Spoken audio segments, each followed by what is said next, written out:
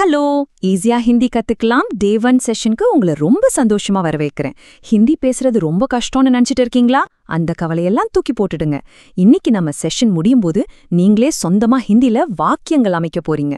கேட்கவே ரொம்ப எக்ஸைட்டிங்கா இருக்குல்ல? வாங்க செஷனுக்குள்ள போலாம். ஓகே, இன்னைக்கு நாம என்னென்ன பார்க்க போறோம்னு ஒரு குவிக் லுக் விட்டுடலாம்.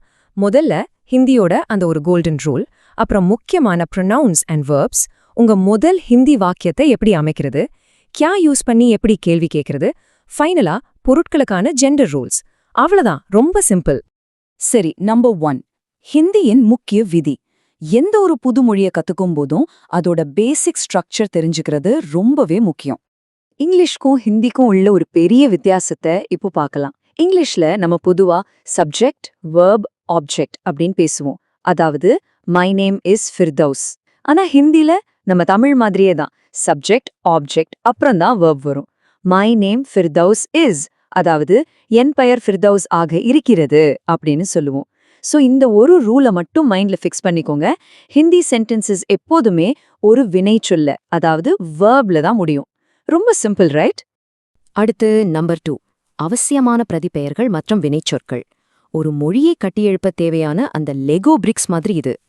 இப்போ நம்மள நாமே எப்படி குறிக்கிறதுன்னு பார்க்கலாம். தமிழ்ல நான் அப்படின்னு சொல்றதுக்கு ஹிந்தில மே அப்படின்னு சொல்லணும். அதே மாதிரி நாங்கள்னு சொல்றதுக்கு ஹம். இதுல ஒரு சின்ன ரூல் இருக்கு. மே யூஸ் பண்ணி ஒரு வாக்கியம் தொடங்குனா அது ஹுங் அப்படின்னு தான் முடியணும். அதே ஹம் வந்தா ஹைங் அப்படின்னு முடியணும். இந்த ஹுங் ஹைங் சொல்லும்போது கொஞ்சம் நேசல் சவுண்ட், அதாவது அந்த மூக்கு ஒலியோட உச்சரிக்கிறது ரொம்ப முக்கியம்.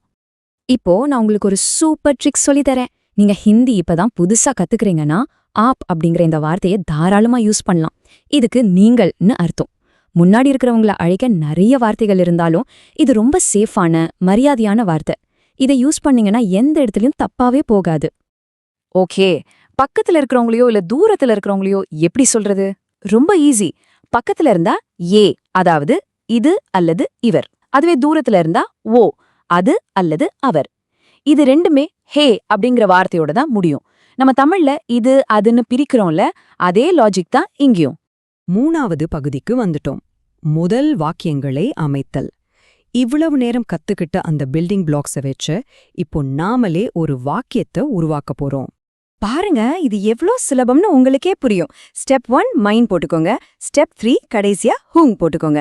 இப்போ அந்த நடுவுல, அதாவது ஸ்டெப் 2ல உங்க பேரையோ இல்ல உங்க ப்ரொஃபஷனையோ ஃபில் பண்ணுங்க. அவ்வளவுதான். மைன் இன்ய பேரு ஹூங். ஒருவேளை நீங்க டீச்சரா இருந்தா மைன் டீச்சர் ஹூங். உங்களுக்கு ஹிந்தி வார்த்தை தெரியலனா கூட கவலையே படாதீங்க. நடுவுல தமிழ் இல்லைன்னா இங்கிலீஷ் வார்த்தையை அப்படியே போட்டு பேசலாம். நான் நல்லா இருக்கேன் அப்படிங்கறத ஹிந்தில எப்படி சொல்றது? இங்கதான் ஹிந்தியோட அந்த ஜெண்டர் ரூல் உள்ள வருது. நீங்க ஆணா இருந்தா மே அச்சா ஹூ அப்படின்னு சொல்லணும். அந்த ஆ சவுண்டு பொதுவா ஆண்களை குறிக்கும். அதுவே நீங்க பெண்ணா இருந்தா மே அச்சி ஹூ அப்படின்னு சொல்லணும். இந்த ஈ சவுண்ட் பெண்களை குறிக்கும். மைண்ட்ல வச்சுக்கோங்க, அச்சா, அச்சி. 4வது பகுதி, கேள்விகள் கேட்பது, குறிப்பா கியா. இதுவரைக்கும் நாம எப்படி பதில் சொல்றதுன்னு பார்த்தோம். இப்போ எப்படி கேள்வி கேட்கறதுன்னு பார்க்கலாம். இந்த கேள்விகளை கொஞ்சம் கவனிங்க. நமஸ்தே, ஆப்கா நாம் கியா ஹே அப்படின்னா வணக்கம், உங்க பேர் என்ன? ஏ கியா ஹே அப்படின்னா இது என்ன? வோ கியா ஹே அப்படின்னா அது என்ன? இதுல ஒரு சூப்பரான ஷார்ட்கட் இருக்கு. இந்த கேள்விகளுக்கு பதில் சொல்லும்போது அந்த கியா அப்படிங்கிற வார்த்தையை மட்டும் தூக்கிட்டு அந்த இடத்துல உங்க பேரையோ இல்ல அந்த பொருளோட பேரையோ போட்டீங்கன்னா பர்ஃபெக்டான பதில் ரெடி. இப்போ நம்மளோட கடைசி பகுதி, பொருட்கள், பாலினம் மற்றும் கைசே. இதுல ஹிந்தி மொழியோட ரொம்ப ரொம்ப ஆச்சரியமான ஒரு விஷயத்தை நம்ம பார்க்க போறோம். இத கேட்டா நீங்க நிஜமாவே ஆச்சரியப்படுவீங்க.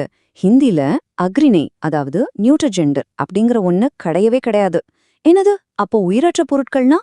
ஆமாங்க, ஒரு பாட்டிலோ புத்தகமோ பேனாவோ ஒவ்வொரு பொருளுக்கும் ஹிந்தில அது ஆண்பால் இல்லனா பெண்பால்னு ஒரு ஜெண்டர் இருக்கு. அதனால நாம யூஸ் பண்ற வார்த்தைகளும் அந்த பொருளுக்கு ஏத்த மாதிரி மாறும். இப்போ ஒரு பொருள் எப்படி இருக்குன்னு கேட்கணும்னா அந்த பொருள் ஆண்பாலா இருந்தா கைசா அப்படின்னு கேட்கணும். அதுவே பெண்பால் பொருளா இருந்தா கைசி அப்படின்னு கேட்கணும். அந்த பொருளோட ஜெண்டரை பொறுத்து தான் நம்ம கைசா யூஸ் பண்ணணுமா இல்ல கைசி யூஸ் பண்ணணுமாங்கிறது முடிவாகுது. கொஞ்சம் ட்ரிக்கியா இருந்தாலும் பழக பழக ரொம்ப ஈஸியா வந்துரும். சரி, இத அப்படியே நம்ம டே டு டே லைஃப்ல எப்படி யூஸ் பண்றது? ஒருத்தரை பார்த்து நீங்க எப்படி இருக்கீங்க அப்படின்னு கேட்க ஆப் கைசே ஹே அப்படின்னு கேட்கலாம். ஒரு பொருளை காட்டி இது எப்படி இருக்குன்னு கேட்க ஏ கைசா ஹே. இதுக்கு ரொம்ப பாசிட்டிவா இது சூப்பரா இருக்கு அப்படின்னு சொல்றதுக்கு ஏ பஹுத் படியா ஹை அப்படின்னு சொல்லலாம். இந்த பஹுத் படியா வார்த்தைய நல்லா ஞாபகம் வச்சுக்கோங்க, நிறைய இடத்துல யூஸ் ஆகும். ஓகே, இன்னைக்கு செஷனோட எண்டுக்கு வந்துட்டோம். உங்களுக்கான ஒரு சின்ன task. This is a book மற்றும் வாட் இஸ் யோர் நேம், இந்த 2 வாக்கியங்களை இன்னைக்கு நாம கத்துக்கிட்டதை வச்சு ஹிந்தில எப்படி சொல்வீங்க? மறக்காம கீழே காமெண்ட்ஸ்ல சொல்லுங்க. இப்போ சொல்லுங்க, உங்களை சுத்தி இருக்கிற பொருட்கள்ல எத்தனை விஷயங்களை உங்களால ஹிந்தில பாயிண்ட் அவுட் பண்ண முடியுதுன்னு யோசிச்சு பாருங்க. இந்த பேசிக்ஸை நல்லா பிராக்டிஸ் பண்ணுங்க. Day 2 செஷன்ல இன்னும் நிறைய சுவாரஸ்யமான விஷயங்களோட நான் உங்களை சந்திக்கிறேன். Until then, keep practicing.